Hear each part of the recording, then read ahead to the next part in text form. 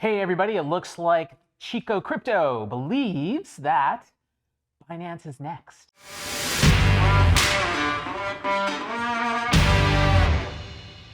The biggest exchange in crypto is next to implode, according to Chico Crypto.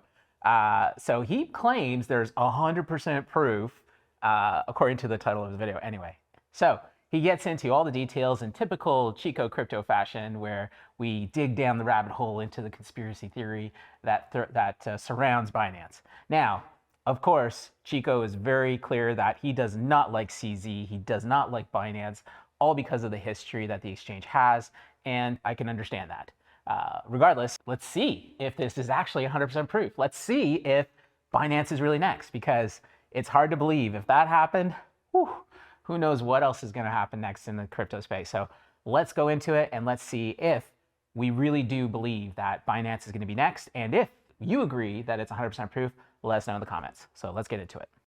What if I told you there were more than 21 million Bitcoins, more than the coded hard cap total supply? Many of you wouldn't take me seriously, but what happened with FTX is giving us a front row glimpse into how centralized exchanges can inflate the Bitcoin supply.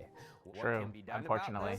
We'll find out in about 10 minutes, because it's time for Chico Crypto. What makes Bitcoin so special is its limited supply. Unlike other assets, Bitcoin is provably scarce, and the total supply ever created is 21 million Bitcoin. But centralized entities can inflate this supply, trading on fractional reserves. Just last week, FTX spilled the beans on centralized exchanges and their shady operational practices. Last week, FTX's balance sheet was leaked, and they held only $1 billion in liquid assets with over $9 billion in customer liabilities. Jumping to the leaked balance sheet, we can see they had over $1.4 billion in Bitcoin liabilities, aka customer deposits or open trades on their platform.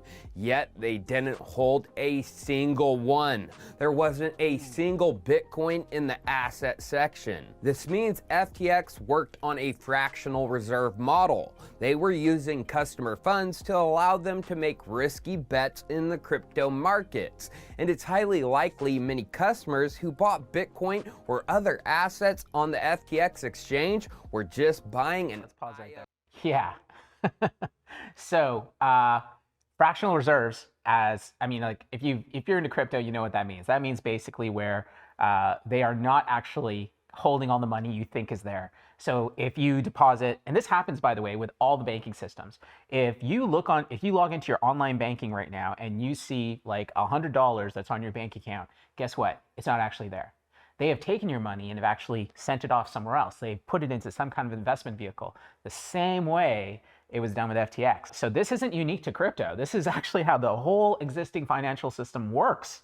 And all we have is a situation here where people from the traditional financial system came into the crypto space and decided to play in the same way, right?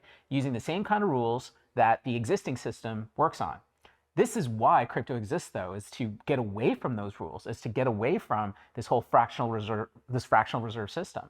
And he's going to go on about being able to prove what's out there, and that's what crypto can do. That's what Bitcoin does. Is that, like he said in the beginning, 21 million, and that's all there is. Clearly, FTX wasn't doing that. They were doing fractional reserves, where they're saying, hey, yeah, you got buy Bitcoin. I'll owe you some Bitcoin. I'm not actually going to give you any Bitcoin.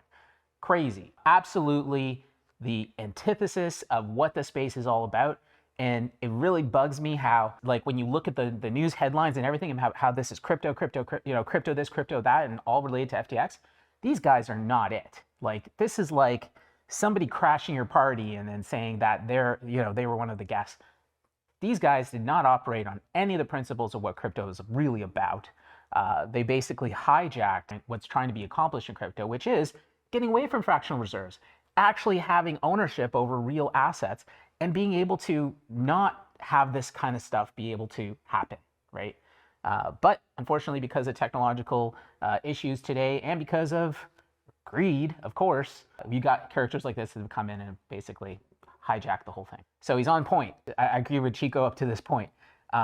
Interesting backdrop though. Like, if you look at the shelf in the background, I'm trying to understand what that means. He got his YouTube award, which is awesome. Good job, Chico. And then there's little army men. Then there's the dinosaur head, and then there's the dream catcher. That's interesting. So I'm wondering if he's trying to give some kind of anagram to this. Yeah, knowing Chico, there is something to that. So I don't know.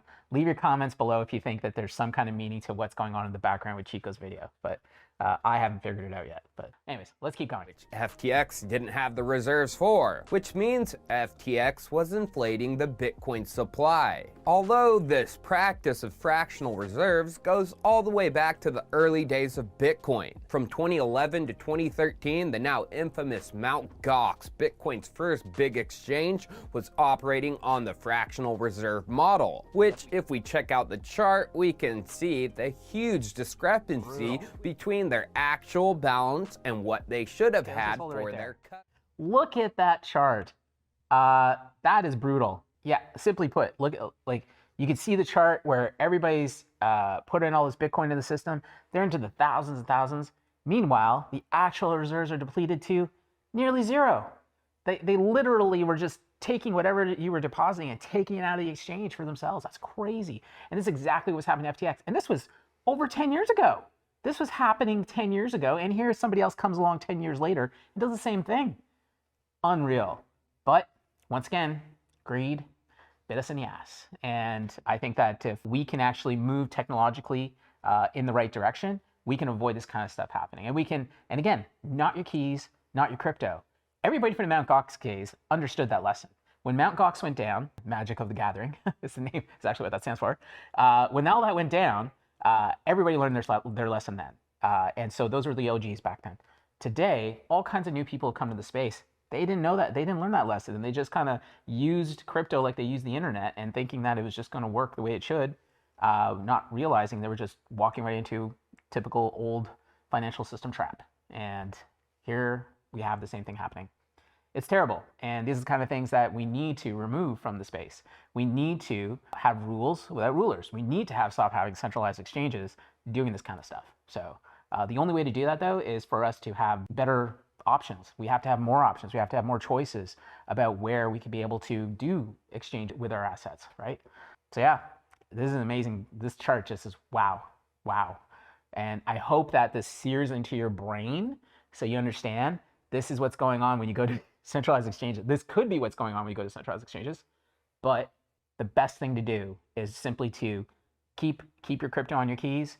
If you absolutely have to use an exchange, just use a bare minimum of whatever you're going to do. Don't leave it there. Let's keep going. Customers. Shoot, even the blood of the crypto markets, Tether has been proven to be running on fractional reserves. In 2021, the CFTC fined Tether operators for this. The CFTC document states, in fact, Tether reserves were not fully backed the majority of the time. As found in the order, Tether held sufficient fiat reserves in its accounts to back USDT Tether tokens in circulation for only 27.6% of the days in a...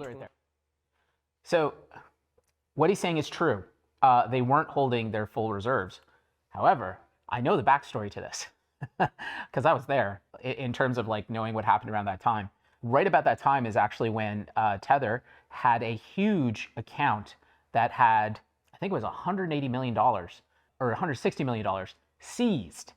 So their actual bank account that had these reserves got seized and they could no longer access it, thus not being able to back what they had in circulation.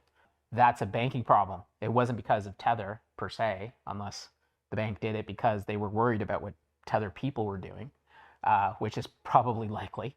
Regardless, it's more fair to say if you were to look at this, it's because the banking system actually took away their reserves. It wasn't because Tether was just printing willy-nilly out of nothing, right?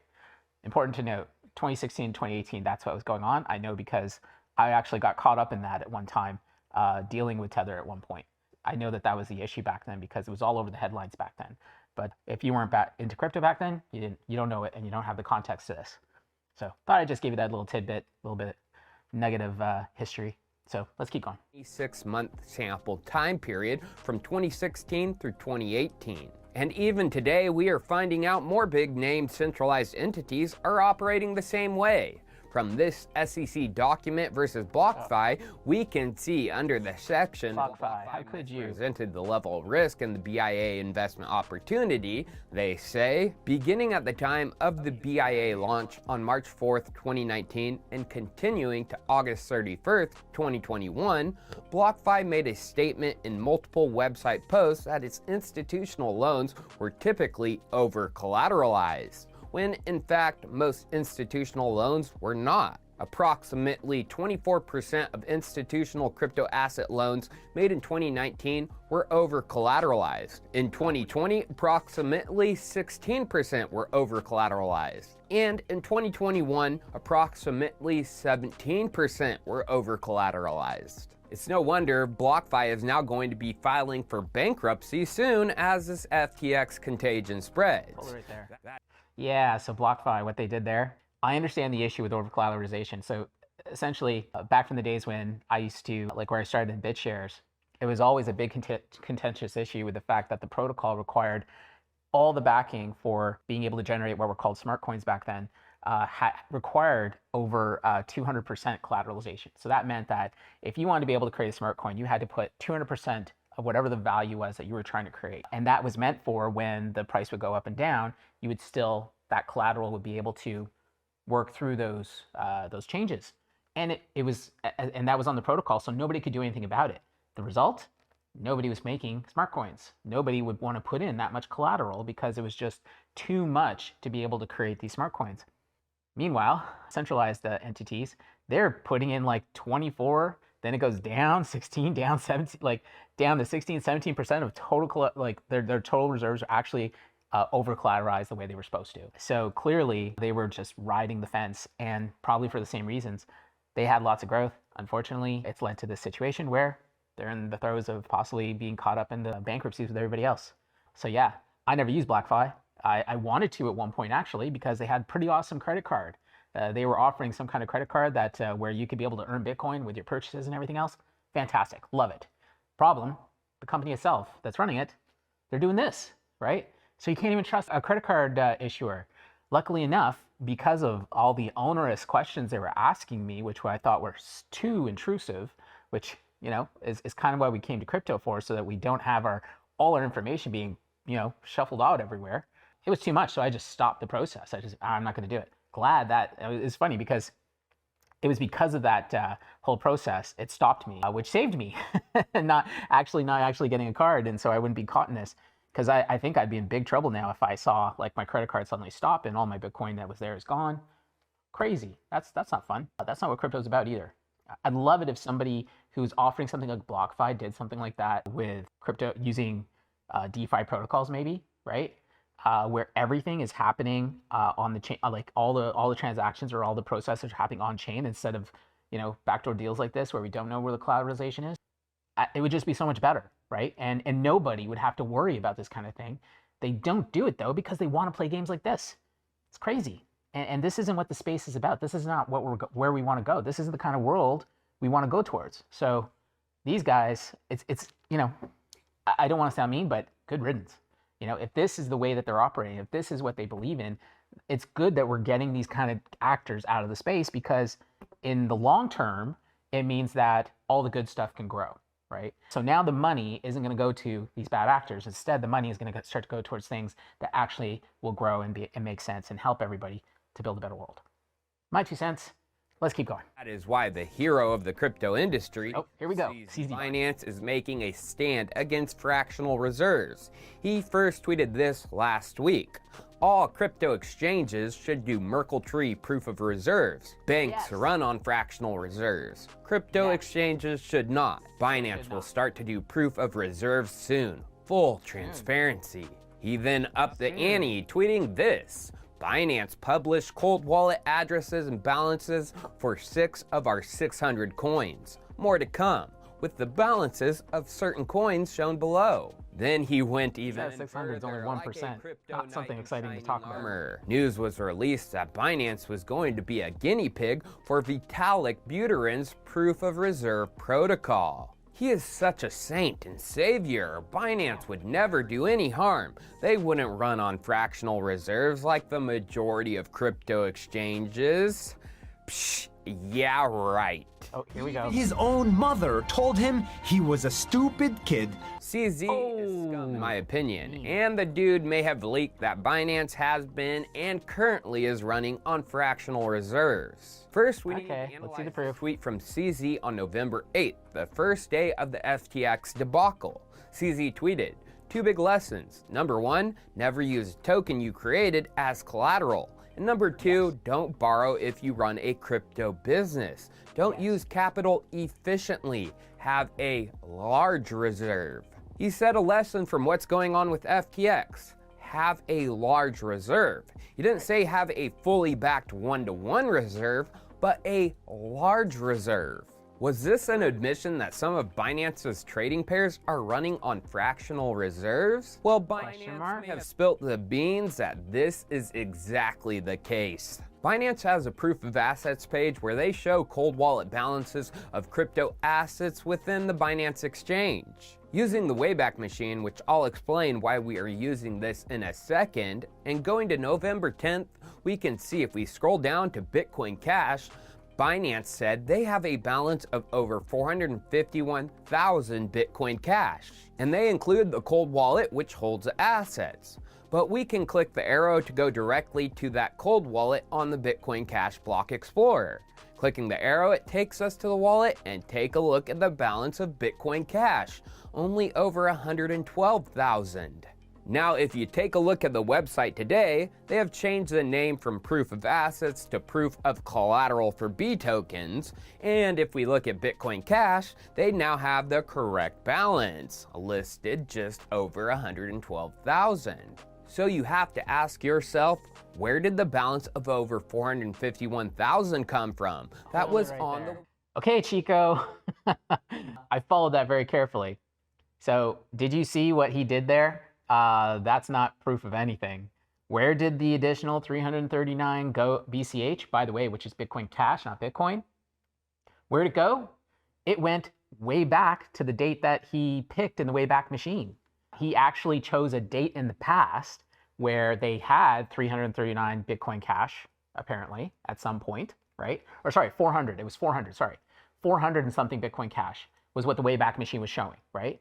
And then he said, if we click and go and look at the block explorer, there's 100. Yeah, as of today, you looked at a tape from the past, their Bitcoin Cash got sold off, and now the amount that's showing in the block explorer reflects what's in the wallet address today, and their website now reflects that also. This didn't prove anything.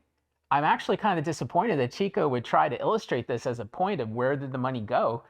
It got cashed out because that's how much was there back then. We've had this huge sell-off, since this whole thing happened. So it doesn't surprise me that 339,000 of whatever Bitcoin Cash got moved out somewhere somehow. We know actually for a fact that people moving their funds off of exchanges is at all-time highs.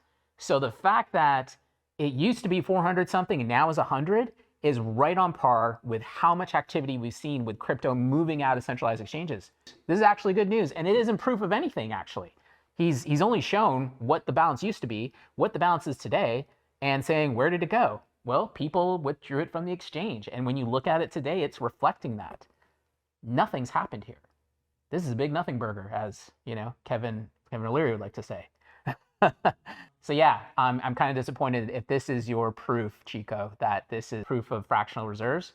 You actually haven't proved anything, because if you know how the Wayback Machine works, and you know that if you're going to check the current balances, they're going to be different. So makes no sense. Anyways, let's keep going. Let's see if he has more. Website November 10th.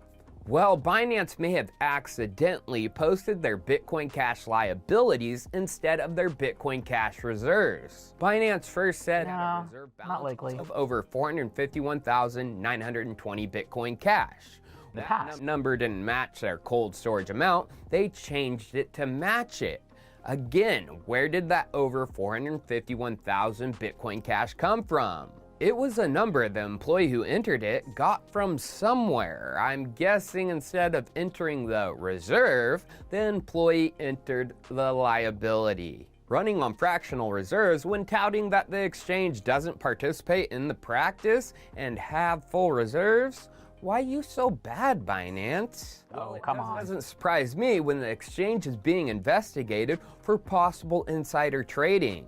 Late last year, Bloomberg reported just this, saying U.S. investigations into Binance Holdings Ltd. have expanded, with authorities now examining possible insider trading and market manipulation. The review involves Commodity Futures Trading Commission investigators, who in recent weeks have been reaching out to potential witnesses. The CFTC, which routinely shares its findings with other federal agencies, has sought internal Binance data and communications. Among topics the CFTC has recently asked potential witnesses about is the location of Binance's data servers, of which CZ Binance quickly denied, saying, "Saw an article about insider trading. We have a zero-tolerance policy and hold ourselves to the highest standards. 3 investigators reviewed the wallets. None is associated with Binance employees." So I wonder if there are any instances of Binance being caught insider trading. Well, there is some pretty damning evidence out there. We just need to go back in time to the end of 2017 and the first year of the Binance exchange. This was an action-packed time. Okay, let's preface that.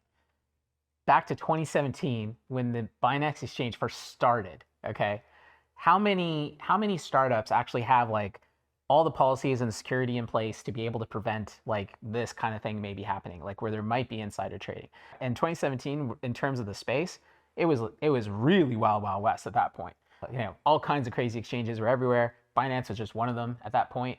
And I'm not trying to defend them or anything, but that's kind of, again, you have to give context to the time and space that he's referring to. And again, we just saw the previous evidence he was trying to put forward.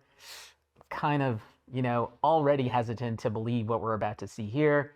Pay close attention to what's being shown because it may not be accurate. But let's see if Chico came through on this one and if it actually lands. Let's see. 2017 was the tail end of that cycle's bull run, and Binance, which was newly released, was gaining traction and popularity like no other. As a new exchange in a highly unregulated market, do you think Binance and insiders could help themselves from trading against their customers based on unknown information to the public? No, they couldn't. In September of 2017... Yeah. So he's making an assumption that there's no way that if they know what's happening at the exchanges, that they can't make trades against that. Let me just be clear on that. Like, I firmly believe that happens all the time with every exchange.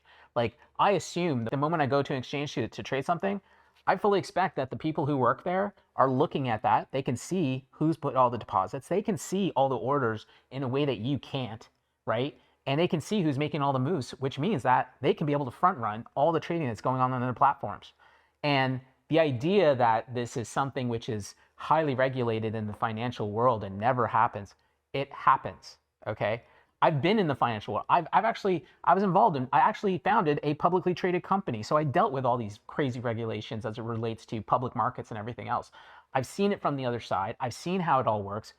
And let me tell you, it's not as protected as you think it is, okay? It's pretty much the same thing. The only difference being is that they get to decide who gets to play in that game, right? In this case, the regulators don't get to decide who's playing in this game. In the regulated markets, they get to say, yes, you can, no, you can't, right?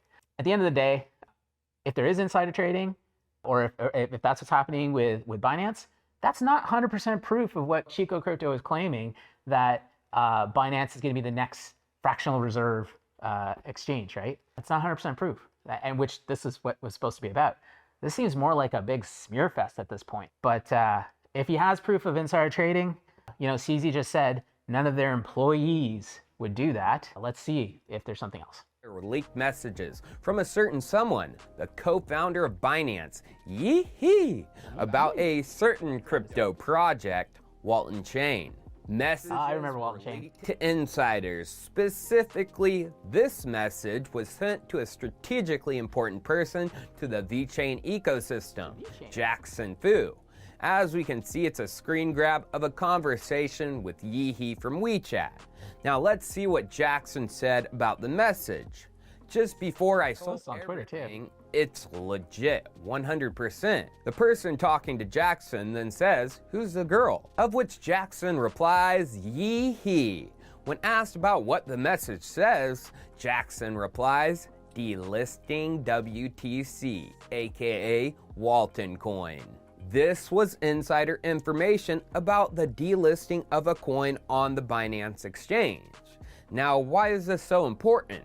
Well, if you didn't know, in early September, China announced that they were banning ICOs, and Walton was a Chinese ICO who raised funds within the borders of China. Thus, there are rumors circulating that Chinese regulators were coming after Chinese projects, and Walton would be delisted from exchanges like Binance, which even prompted Walton Twitter to tweet that this wouldn't be the case, and putting out a statement to their Chinese ICO investors. So did the leaked message from Yihe have an effect on the Walton price? Well, here's Walton's price on September 14th, 3 days before the message from Yihe was leaked on September 17th. Walton was $2, ranked number 75, with a market cap of nearly $50 million. Here is Walton just a few days after the Yihe message started circulating, September 22nd. The price dropped from $2 to $1.26. Walton was now ranked number 98 with a market cap of just over 31 million. Now, if Binance would conduct themselves like this in the past, who says they aren't doing it today? Don't trust centralized entities with your funds. They aren't SAFU with Binance's snafus. Cheers. I'll see you next time. Okay. Yeah. So Chico pretty much said the same thing I said, which was they're all doing it. He's pointing at Binance specifically, but the truth is, I believe this is happening right across the board in the entire industry. And there's no reason why we should be using centralized exchanges, especially in 2022, going into 2023, right? We should be using decentralized exchanges, which is what we have here at PeerPlays, actually. That's something that we've focused on for the last couple of years to make sure that we could actually be able to have fair markets for everybody to be able to access PPY and be able to trade them with PeerPlays. That's part of what we do. But regardless, Chico's proof per se on running a fractional reserve didn't make it. He just didn't have the proof. He may say that it is, and if you notice that everything he said in regards to proof was maybe or could have, and everything was question marked, is not a definite statement of proof. It's actually a good way to kind of pose questions and not actually have answers. Unfortunately for Chico, he didn't quite show the 100% proof like he claimed in his video. Fortunately though, it doesn't look like Binance is in a position where it is actually going to be next. If they are running on fractional reserves, quite possibly. I'm not saying that they aren't. Okay, it's quite possible they are. But to Chico's point, and what he pulled out of CZ's tweets was that they're using large reserves. It may take way, way more to be able to cause what happened to FTX to happen to Binance. The reason it happened to FTX is because there was nothing there, right? They were full on scamming everybody.